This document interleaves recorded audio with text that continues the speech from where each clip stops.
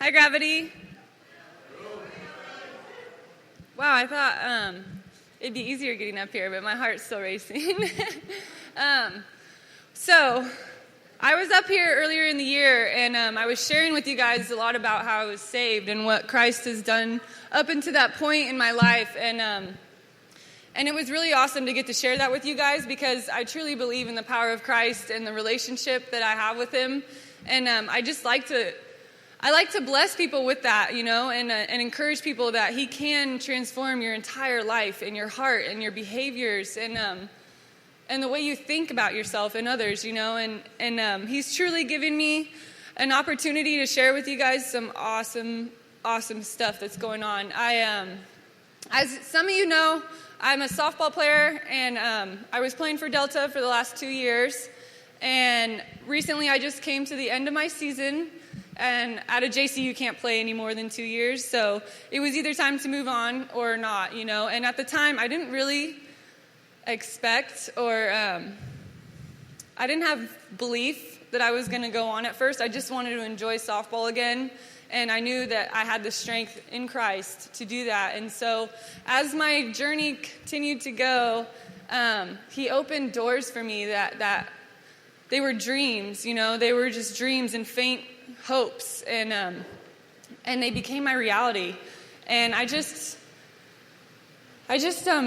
my second season, and so towards the end of the season, I found out that I had opportunities and tons of colleges interested in me and were looking at me, and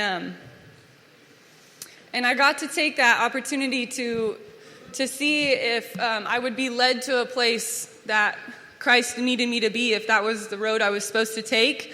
And it definitely was. He started to open doors. I started to get to choose what I wanted to do, where I wanted to go, preferences, and I wanted definitely to go to a Christian college because I'd heard wonderful things about Christian colleges and colleges that have a foundation of living like Christ. Some just give it as an opportunity and it's available. They don't really thrive off of it, and it's a requirement. But where I was led to a school called Corbin University, and at the time, the coach was interested in, but he didn't really have constant communication like the other coaches did. I wasn't sure if he was as drawn to me as I was drawn to that school. I watched one of the girls on my team go and totally transform. She was one of the most stubborn people and hardened hearts I've ever experienced. And over social media, I watched her experience at Corbin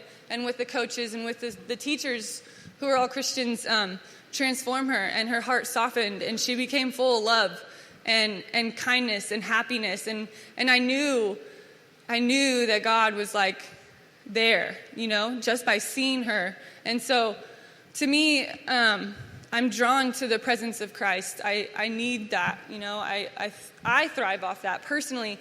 And there hasn't been a moment where He hasn't showed up, and even times when I'd go in and out of my walk, He would come back and He would strengthen me and He would help me find Him again, right? And He would help me to believe that I was capable of doing this.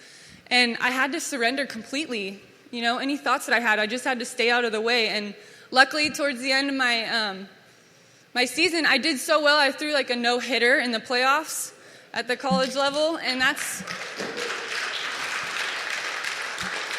extremely rare at that level.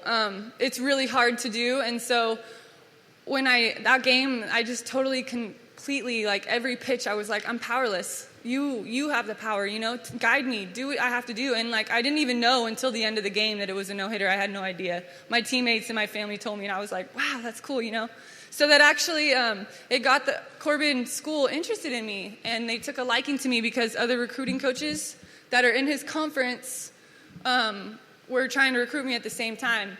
And towards the end of summer, I hadn't heard a lot because I didn't do very well in school. I got opportunities to get tutors and stuff in the classes I was weak in, but my levels and my scores were so low that I didn't meet a lot of the unit requirements for some of the Christian private schools, and it started to worry me because my opportunities went down.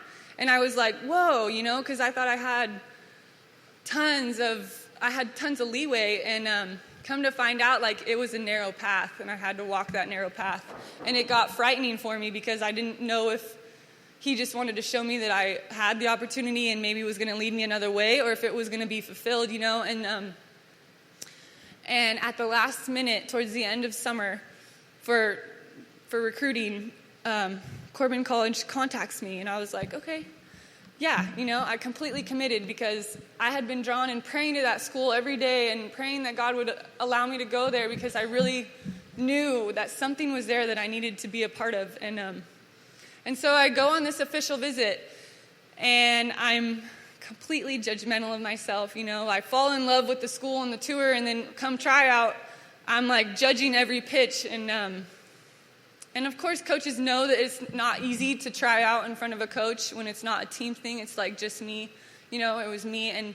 And I got to stop in my warm-ups as a pitcher. I got to stop. And what I loved about this is God told me I could do this, right? Like, he's sending me into this community of people who believe the way I believe, who do what I do. And I asked the catcher, can you pray with me? Because I feel like I'm not doing well. I feel like I'm trying to take this on as my own, and I didn't want that because I know that I don't allow God I don't give all of myself to God when I'm in that situation. So I asked her to pray with me, and she was so willing and so like, yeah, I'd love to, and I hadn't experienced that in the seasons that I played at Delta because I wasn't around people who believed the way I believed. They didn't understand me. It was hard for them.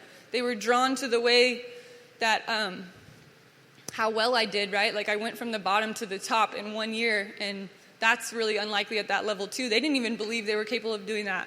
But I kind of showed girls that something greater than you can do something for you, And so we stopped and prayed, and I felt a little better, and I continued to pitch, and then my hitting went really well, and I was full of anxiety the whole entire time. I didn't feel like I was going to play the way I normally play. Like, I was worried. I was like, I don't think this is going to happen, But at the same time, I'm processing, like, what if I do get the chance? What if he gives me a little scholarship? What if he doesn't at all but wants me to walk on? There's so many options. So I'm processing, like, okay, I'll get student loans, And then financial debt comes into my mind. And I'm like, okay, it's okay. It's okay. Like, I'll figure it out when I get there, And we're sitting in the conference room, and he's telling me, like, the government, for me, I'm an independent, and I'm old enough to have government federal money, so they pay for, like, $5,000 of that portion. And the school costs $30,000 a year. And so in my mind, I'm thinking maybe, if nothing, I'm thinking $25,000 a year to go to this school out of my pocket, And that was scary, but I was willing to do that because I knew God would provide for me. I knew that eventually he would take care of me the same way he's taken care of me up to this point, And I relied on that faith. And I had this overwhelming peace, but at the same time, I felt physically anxious, And I realized, like, I was spiritually developing at the same time. So that was really cool. But he's sitting there telling me that they'll pay for $5,000. It costs $30,000 to go there. And, like, it felt like it took forever, but right after that, he was like, we're going to take care of the rest, and we want you for 3 years, and I'm going to Corbin on a 3-year full ride.